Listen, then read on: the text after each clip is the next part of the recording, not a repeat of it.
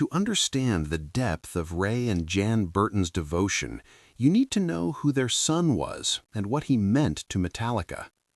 Clifford Lee Burton was born on February 10, 1962, in Castro Valley, California. He was the youngest of 3 children in the Burton family. From an early age, Cliff showed an unusual passion for music, not just listening to it, but understanding it deeply. He started with piano, then moved to bass guitar in his early teens. But Cliff wasn't interested in typical rock bass playing. He studied classical music, jazz, and progressive rock. He listened to Bach and Beethoven alongside Black Sabbath and Led Zeppelin. He approached the bass guitar as a lead instrument, playing melodic lines and solos that most bassists never attempted. Ray and Jan supported their son's musical journey completely. When other parents might have pushed their children toward more conventional careers, the Burtons recognized that Cliff had found his calling. They encouraged him, attended his early shows with local bands, and believed in his talent even when success seemed uncertain. In 1982, when Cliff was 20 years old, Metallica came calling. The band had just lost their previous bassist and had heard about this incredibly talented young player in the Bay Area. James Hetfield and Lars Ulrich drove to see Cliff perform with his band Trauma. They were stunned. Cliff Burton didn't just play bass, he commanded it. He had a stage presence that was simultaneously intense and effortless. His technical ability was far beyond what Metallica had seen in other bassists. After the show, they approached Cliff with an offer to join Metallica. There was one problem. Metallica was based in Los Angeles at the time, and Cliff lived in the Bay Area. Cliff's response was direct. "I'll join your band, but you have to move to San Francisco." Most bands would have laughed at that demand from a 20-year-old bassist, but Hetfield and Ulrich recognized that Cliff Burton was worth it. They moved the entire band to the Bay Area. Ray and Jan watched their son join Metallica and transform the band's sound. Cliff's classical influences and melodic approach elevated Metallica's music beyond typical thrash metal. Songs like For Whom the Bell Tolls, Fade to Black, and his bass showcase, Anesthesia, Pulling Teeth, showcased abilities that redefined what bass guitar could do in heavy metal. By 1986, Metallica had released 3 albums and was on the verge of major success. They just finished recording Master of Puppets, an album that would become a landmark in metal history. Cliff's contributions to that album, particularly his songwriting on Orion, a largely instrumental piece that showcased his classical and progressive influences, represented his artistic peak. The band embarked on a European tour in support of the album. Ray and Jan, like any parents, worried when their son traveled overseas. But they were proud. Their 24-year-old son was living his dream, playing music he loved, traveling the world with his bandmates who had become like brothers to him. On September 27, 1986, everything changed. The band's tour bus was traveling through southern Sweden in the early morning hours. While the band members slept in their bunks, the bus driver lost control on a patch of ice. The bus skidded off the road and flipped. Cliff Burton's bunk was positioned near a window. When the bus overturned, he was thrown through that window. The bus landed on top of him. He died instantly. He was 24 years old. The phone call that Ray and Jan received that day shattered their world.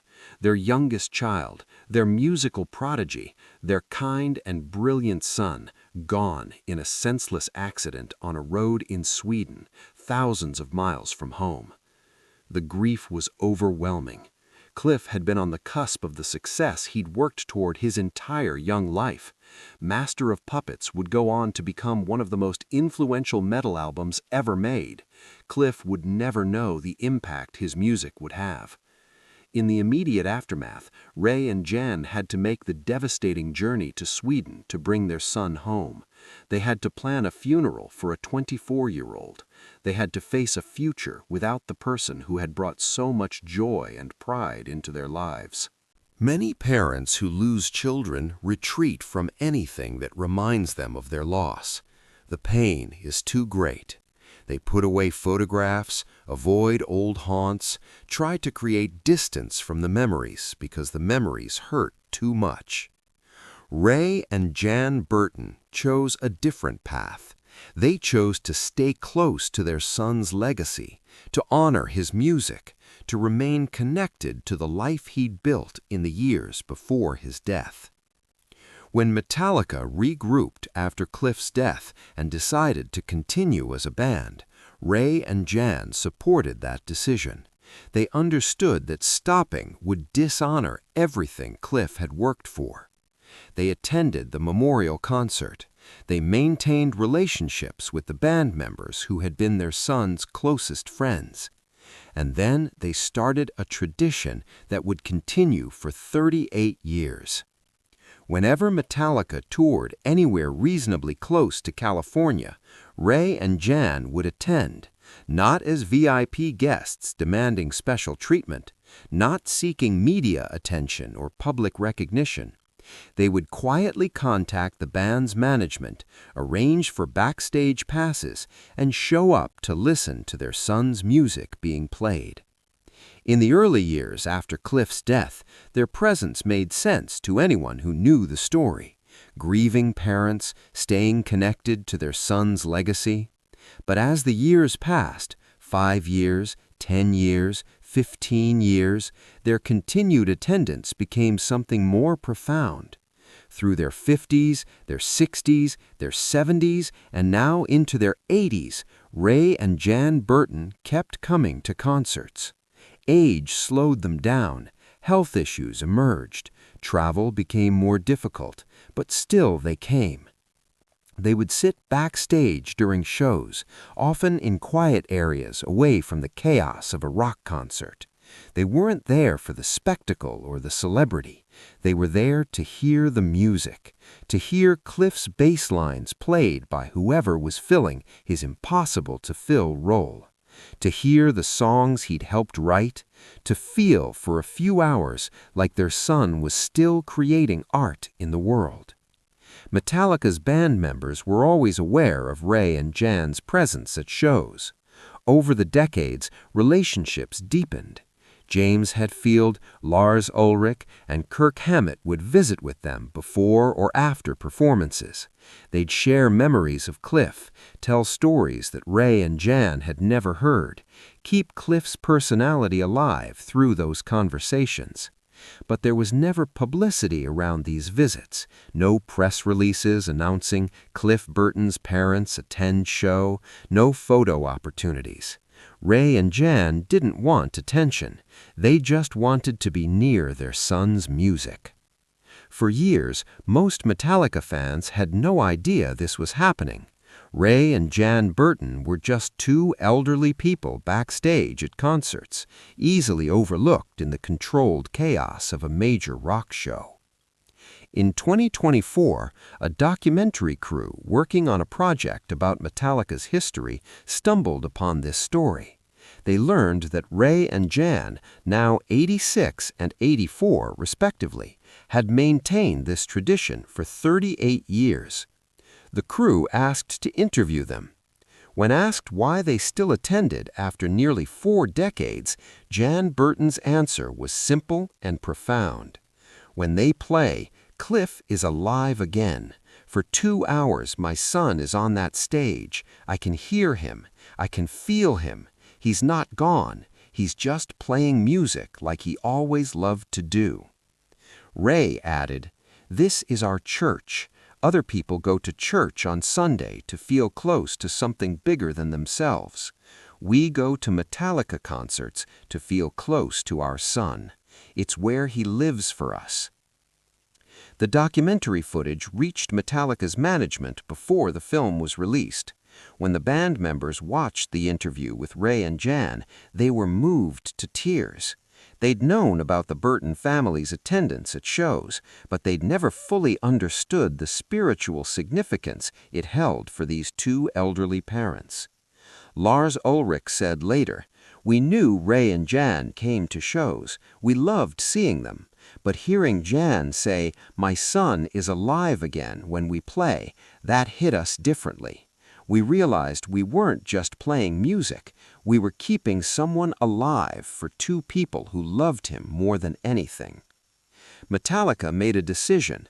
At their next concert, a show in San Francisco in August 2024, they would publicly honor Ray and Jan Burton in a way that would share this story with their fans. The concert was at Oracle Park with over 40,000 people in attendance. Ray and Jan were in their usual spot backstage, not knowing what the band had planned. Midway through the set, the music stopped. James Hetfield stepped to the microphone. "We need to take a moment to talk about someone. Actually, two people. Ray and Jan Burton are here tonight. They're 86 and 84 years old. They're Cliff Burton's parents." The crowd erupted in applause at the mention of Cliff's name. "What you probably don't know," Hetfield continued, "is that Ray and Jan have been coming to our shows for 38 years, since Cliff died in 1986. They've never missed a tour. They come quietly, backstage, just to hear their son's music. Jan told us recently that when they play, Cliff is alive again for them, that this is their church." The crowd went silent. 40,000 people processing what they'd just heard. Strangers who had come to hear loud music, to headbang and scream, suddenly confronted with a story of profound parental love. The silence was respectful, reverent even, a rare moment in a rock concert when noise gave way to something deeper. "We'd like Ray and Jan to come out here," Hetfield said, his voice softer now. "Because for 38 years, they've honored us with their presence. They've kept Cliff's memory alive by simply showing up year after year, expecting nothing in return. Tonight, we want to honor them." Ray and Jan Burton walked slowly onto the stage, assisted by crew members on each side. Walking had become difficult for both of them, Ray with his cane, Jan holding onto his arm for support. They moved carefully across the massive stage, two small elderly figures against the backdrop of enormous speakers, lights, and equipment. The crowd rose to their feet in a standing ovation that lasted several minutes. The applause started as typical concert cheering, but evolved into something different, softer, sustained, emotional. People weren't just clapping for performers, they were showing respect for two elderly parents who had demonstrated what devoted love looked like across nearly 4 decades. When the applause finally quieted, Hetfield spoke again. "We're going to play something special for Ray and Jan. This is Orion. Cliff wrote most of this. It's instrumental, just the music speaking for itself, the way Cliff liked it." What happened during that performance of Orion was unlike any other concert moment in Metallica's history. The song is over 8 minutes long, largely instrumental, with soaring melodic passages that showcase bass guitar prominently. Cliff had written most of it, pouring his classical training and progressive rock influences into a piece that transcended typical metal composition. As the band played, every note felt like a prayer, every melodic run a conversation with the past. Ray and Jan stood on stage, holding hands with the grip of people who had held each other through unimaginable pain. Their tears streamed down their faces openly, unashamedly. They weren't crying from grief alone, or not only from grief. They were crying because for those 8 minutes, in front of 40,000 witnesses, their son's music was being celebrated. His legacy was being honored. His artistic vision was being shared with thousands of people who had never met him but loved him through his music.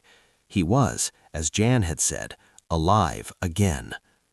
In the audience, something remarkable happened.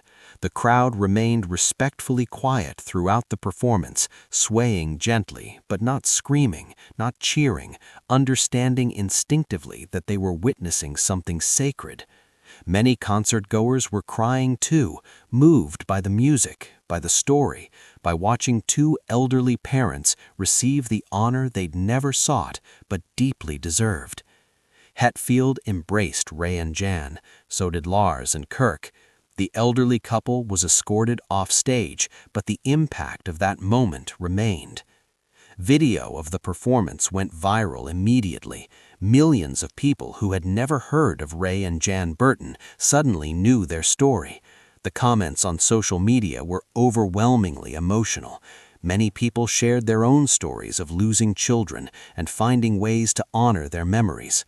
The story resonated particularly with older audiences, people in their 60s, 70s, and 80s who understood the weight of decades-long grief. They understood what it meant to choose devotion over distance, to stay connected to pain, because the pain was also connection to love. What Ray and Jan Burton demonstrated through 38 years of quiet concert attendance was a form of love that transcends typical grief narratives. They didn't move on from Cliff's death. They didn't get over it or find closure. Those phrases suggest that grief has an endpoint, that love for a lost child should eventually fade. Instead, they incorporated their grief into their lives. They found a place where their son lived, in the music he'd helped create, in the performances that carried his artistic legacy forward, and they returned to that place year after year for nearly 4 decades. Ray Burton said in a later interview, "People ask if it's hard to keep coming to shows, to keep confronting Cliff's absence, but it's the opposite. When we're at a Metallica concert, Cliff isn't absent. He's present in every song, every note, every time the band plays something he wrote. We're not confronting his death at these shows. We're celebrating his life." Metallica has continued to honor Ray and Jan's devotion. Every album since Cliff's death has included a dedication to him, but after the 2024 concert, they added something new: acknowledgement of Ray and Jan's sustained presence. The band has stated publicly that as long as Ray and Jan want to attend concerts, they will always have a place. The story of Ray and Jan Burton is ultimately a story about love that refuses to diminish, about parents who found a way to remain close to their son despite the finality of death, about music serving as a bridge between the living and the dead, between memory and presence. For 38 years, 2 elderly people have treated Metallica concerts as their church, a place to commune with their lost son, to feel his presence, to celebrate the art he created in his brief 24 years. Their devotion has inspired millions and reminded the world that some love doesn't fade with time. It just continues, year after year, concert after concert, for as long as the heart beats and the music plays.